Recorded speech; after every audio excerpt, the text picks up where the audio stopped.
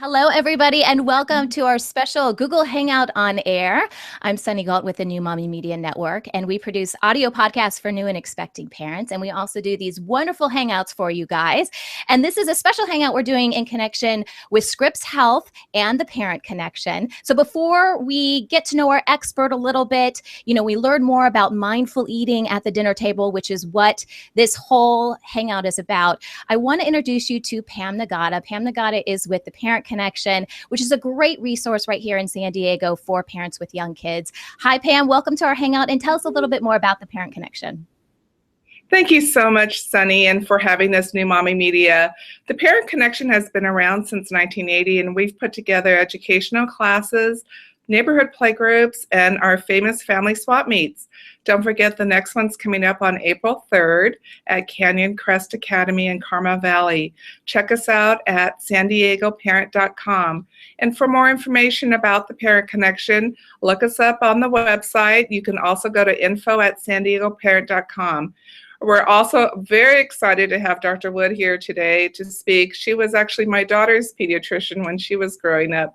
So we've learned a lot through her, and I hope that it continues for a while. Thank you, Sunny.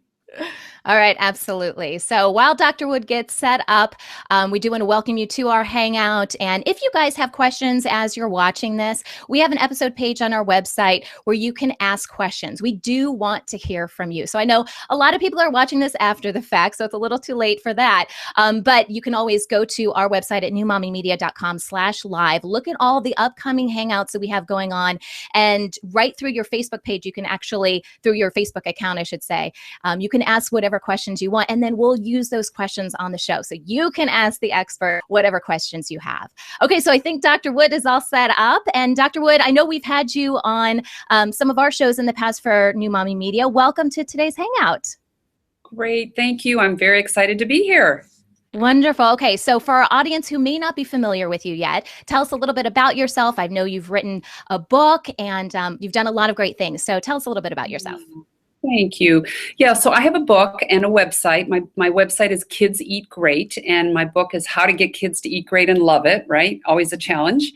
And I am a practicing pediatrician in North County. I'm at Coast Pediatrics. Carmel Valley is my practice. I'm right off the 56 there. And I do a lot of consultation with moms, families about nutrition things. I started out doing a lot of counseling with families who are challenged with picky eaters, and kids who are maybe a little overweight. And I also deal a lot with kids with eating disorders. So I've kind of seen the whole gamut of all the nutrition challenges. And in addition, I'm really into a lot of the stuff on mindfulness, the MBSR, mindfulness-based stress reduction. So I'm really trying to take a different take on this to try and teach families how to eat in a mindful way, not just a healthy way, but mindfully. So that's my new thing. All right. Well, let's dive into this. So when we say mindful eating, we're talking about mindful eating at the dinner table. What are we talking about? What is mindful eating? What's your definition? Well, mindfulness itself means being present and being aware of where you are right now. I mean, how many times do we do things and we don't even remember how we got there or what we were doing? Like driving, isn't that a good example? We get somewhere and we go, oh, I don't even remember anything I saw or what I did. And eating can be the same way. So mindfulness is really paying attention on purpose. And unfortunately, with busy lives with families these days, I just find it has become such a challenge because parents are in a rush or they're just trying to get through the meal and trying to get to the next thing. Unfortunately, there's a lot of distractions that are available for our kids and families. So, eating without thinking about what you're eating and how you're eating has become a real trend. Absolutely. So let's flip the coin a little bit. What is mindless eating? What would be some examples? And you kind of started to talk about it a little bit of parents doing mindless eating. How do we do that? Yeah. So I think we're all familiar eating in front of the TV. it can be very mindless eating. You know, you have a bag of something and all of a sudden you're watching TV and a half hour later you realize it's all gone, right? And you don't really remember eating it, enjoying it, or thinking about it. You know, so that's probably the biggest example that people can really relate to, I think. But in addition, it sometimes means just sort of, again, rushing through a meal, getting to the next thing, not really taking the time to enjoy our food. And I think it's really a lesson kids need to slow down and learn how to enjoy food. And it's a way that sometimes I get kids to engage who are picky eaters also.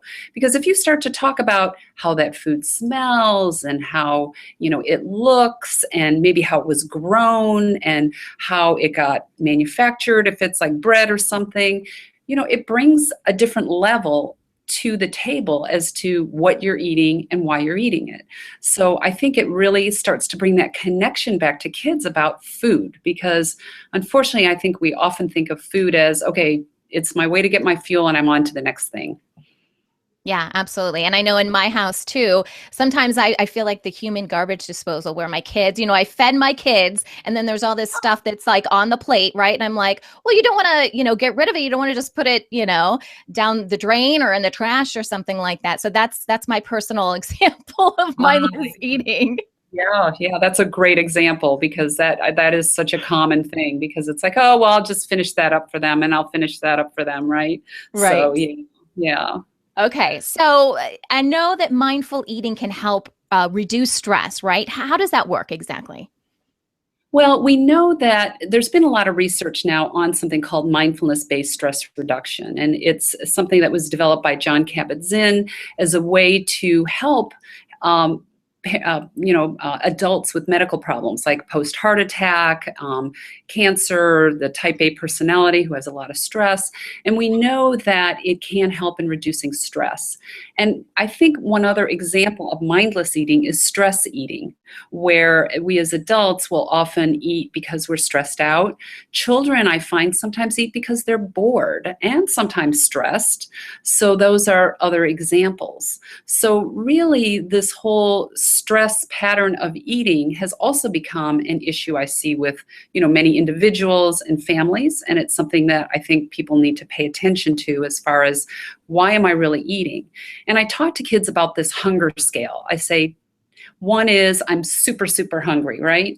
10 is I'm Thanksgiving Day stuffed, right? And we probably want to be around a 6 or 7 to be comfortable. And kind of understanding with and teaching kids how to recognize that level of hunger and when they're really full and when they're really hungry is really an important lesson. And that is something that I often will teach families to talk to their kids about, and I'll talk to the kids about it too. Okay, so let's give families some practical tips, because I know it's easier said than done, but what are some practical ways that we can practice mindful eating at the dinner table? Right. So a couple things just to set that up. One of the things that we realize is family meals are really important. And there's been a lot of research to look at families who sit down and eat together. Their children have less risk of depression, obesity, they eat healthier, they can have better grades, they're less prone to obesity or disordered eating. So there's a lot of really great benefits. So I think the number one thing in mindful eating is examining how often are you actually having a family meal, without the rush, without the buzz. And also, when we have those mindful meals, we don't want to be talking about our stress of the day or problems that we've had. We want to really engage the family in sort of, I call it, more meaningful conversation. So a couple tips would be, you can make these sort of habits, where when we're at dinner, we all talk about one fun thing that happened to us today, or one funny thing, or we talk about one thing we're grateful for. Okay, I mean, just these sort of gratitude things can be so powerful for kids, because we get so in tune with focusing on a lot of negative things, unfortunately, many of us. So teaching kids these skills of looking for the positive in life and using the family meal as a time to do that. And also, when we have these family meals, we need to sort of schedule them, right? We need to say, honey, are you going to be home? What day can we all have a family meal? And I know sometimes that's easier said than done, but I tell parents, if you're having almost no family meals in a week, look at how you can increase the numbers in a week. Because clearly the more times you can do this and focus on this, the more important it is. And the studies have also shown, I thought this was an astounding statistic I found, that the average parent spends 38.5 minutes per week in meaningful conversation with their child. Wow. And so, we're always like, okay, did you get this done? Did you do this? How are you doing in school? It's sort of all the task-oriented conversation, but really learning how to be grateful, how to, enjoy what you're eating around talk that's pleasant is really important for kids and families.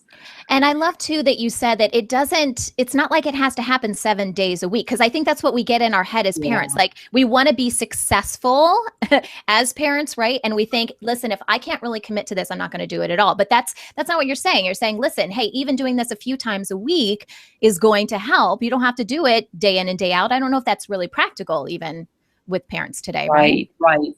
Absolutely. And I tell parents, start where you're at and move forward. You don't have to, shoot for the moon, right? So I think that is a really important lesson for parents to hear. Another idea I have is, having time for the meal. A lot of times it's like parents sort of are in a rush. You have 20 minutes. I know there's homework and other things, but really trying to slow mealtime down. One of the other interesting things to understand is when we eat fast and quicker, we tend to eat more. And a lot of it has to do that I tell kids, your signal from your tummy to your brain takes a little bit of time. And if you eat really fast, your tummy doesn't get that signal up to your brain. And so it's better to eat slower. And I even will tell families and kids, hey, practice this little thing. And you don't want to do this every meal, but let's see if we can actually all chew our food 10 or 15 times before we swallow it. And you'll be amazed how different that feels because we're pretty used to just taking a few chews and a swallow, right? And then put the fork down in between. So these are all things, again, you don't have to do this for every single meal. I think parents would drive themselves a little crazy, but to just teach kids, hey, these are ways we can slow down and enjoy our food. I also tell kids and families, other tips are, if kids are picky, and this is really common, right? I get a lot of questions about that. Have them smell the food. They don't have to eat it, but smell it. What does it smell like? What does it look like? What colors do you think this food comes in? How is it grown? Talk about the food. And sometimes using that as more like education about food is actually more powerful for kids rather than saying you need to eat everything on your plate. Right? That doesn't usually get very far. And I really try to have parents learn how to avoid sort of the mealtime battles, because if it becomes the battle of you have to eat this, you have to have 2 more bites of that, you have to have 3 more bites of that, you're micromanaging the meal, and kids do not respond well to that for the most part. So you're going to lose that battle most of the time. And I love too that you're incorporating learning into it, because I know in my house, all my kids are age 5 and under. I've got 4 of them. And so around the dinner table can be a little chaotic to say the least. But like my 3-year-old is learning colors. He's learning how to count in order. And even my 5-year-old is learning how to count by 5s, by 10s, by, you know what I mean? And I love that you can make this kind of a little game. You could drive yourself crazy doing that, but at least occasionally, make it into a game as far as the chewing is concerned. Or, hey, where did this food come from? What do we know about that country? Where is that on the map? I mean, I think that there's a lot of stuff that you can do to get them more interested. And so it's not just, I have to eat this because mom made it for me. It's a learning experience. Right. Exactly. And that will really kind of open up their exploration, right? And just even smelling the food from there, I tell parents with the picky eaters, have them lick the food. They don't have to chew it and eat it, but they have to lick the food. And then I try to, and this is a little bit for those 3 to 5-year-olds, who are like, they don't want to try anything. And then sometimes I will invite them to say, hey, do you think you could take, I call it a thank you bite. So, they're thanking whoever grew it or put it, manufactured it, whatever, that we're going to thank that person. And that can be sort of a little more powerful thing than you got to eat the food because mommy said so, right? So that can be helpful. Yeah, and you also tell people to get their kids involved with the planning of the meals, which I think is Yeah. genius. And I know that this works in my house because on Saturday mornings and even other mornings, my kids know that we make pancakes and they just love to make pancakes. They love to get out the ingredients. And now, I'm teaching them different things about how to measure. Again, it's incorporating that whole learning into it. They want to crack the eggs. They ask about, okay, where did the egg come from? Where can we get eggs? There's a lot of stuff Yeah. that happens with that. So, what are some ideas that you have for parents to incorporate their kids in making the meals? Yeah. So one thing that's great is there's a couple things you could do. One is you maybe have one night a week where the kids all plan. And if you have multiple kids, it can be sort of a fun project. You want to try and teach them. We'd like to have a protein, a vegetable, some carbohydrates. So you're kind of teaching them those lessons too, as far as nutrition, a little bit of nutrition piece. And, they each come up with some way they want to cook it, right? Or some way they want to prepare it. And if they're too young, obviously you're going to do it. But, some of the older kids can really start to engage and learn. I know when my son was like 3, I'd make him spin the salad. He thought the salad spinner was so fun. What a fun toy, right? And it turned out he started like salad once he started getting involved in that. If you have your kids at the grocery store, you say, hey, we're going to pick, I need to pick out some broccoli. Can you pick out which broccoli we're going to eat? Which one do you think is the nicest piece? And then they're involved. They have some skin in the game, so to speak.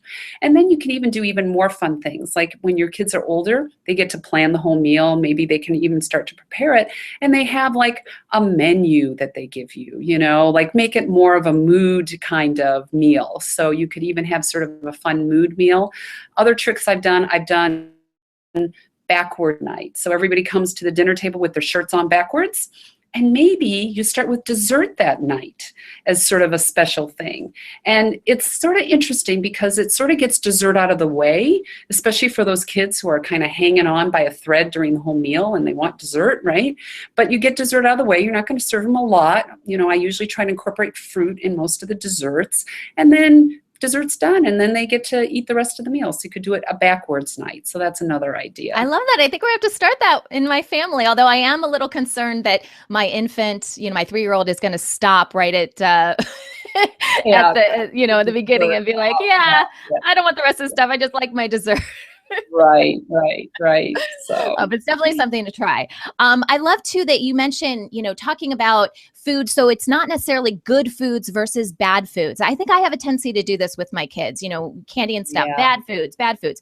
So tell us a little bit how to approach that with our kids. Yeah, so that's a really interesting topic. So, when we look at mindfulness, there's a few pillars and foundations of mindfulness, and one of them is called judging.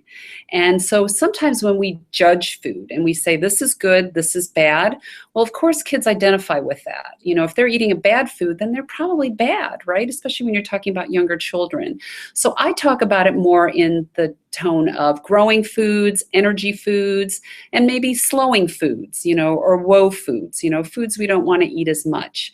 I also will talk about, I call them joy treats. So if a kid, if we're going to have some wonderful dessert, you've had something, or it's a celebration, of course we want to enjoy that. But I tell kids with their joy treats, you want to really enjoy it. So I'll tell parents, put it on a special plate, make it really pretty.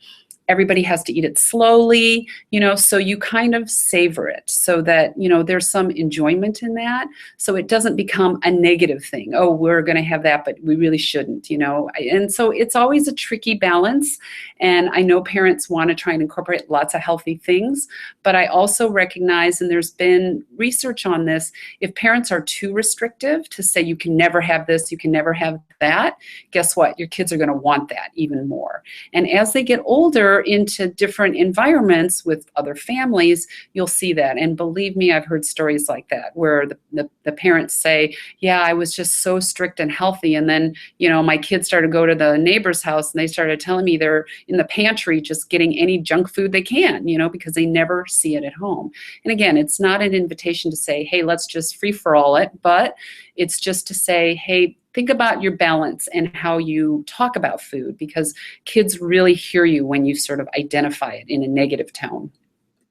All right. And I think the last one on our list, and this is something we hear a lot about right now, especially for parents with older kids, but no phones at the table, no texting, but maybe music, Right, TV in the background, right? We were talking about eating in front of right. the TV, but even having that kind of mindless noise happening. And I have to say that my husband and I kind of differ on this. He loves to have like TV going on in the background, even if he's not watching it. It's something that's, kind of breaking up the silence. But I'm always like, silence can be good because it forces us to connect. Is that your thoughts on Right. it too as well? Yeah, it is. And obviously with the whole texting thing, it's really gotten a whole nother level of disengagement from being with people when you're eating. So I really do try to encourage parents, no phones, no texting allowed during mealtime, even at restaurants. I mean, I know sometimes there's periods where you might want to engage your kids because you're waiting for things, but I just find it's gotten to be such a new habit that kids have gotten into that they have to have, quote, entertainment. And then again, you can get into that mindless eating piece if they're watching a video while they're eating and all of these. So I really do try to encourage that. And that should be a rule, especially when you get the teens and the older kids, because I think, we really want to get into those conversations with our kids. So. Right, right. And the same goes for parents too, right? We're guilty of this. We're guilty of, having our Yeah. phones out and having our iPads out and Mhm. and checking on the scores and doing all that kind of stuff. So when we're talking about this, we're not just talking about this for the kids' sake. We're talking about this for the parents' sake as well. Right. And it is modeling. As we know, our kids copy us in a lot of places. And, so they really see what we're doing. So we really have to be very present. I have this saying that I found: children need your presence, like, I'm here, I'm present for you, not presents like gifts. Children really need our presence. They need us to be here. They need us to engage. They need us to teach them all these things.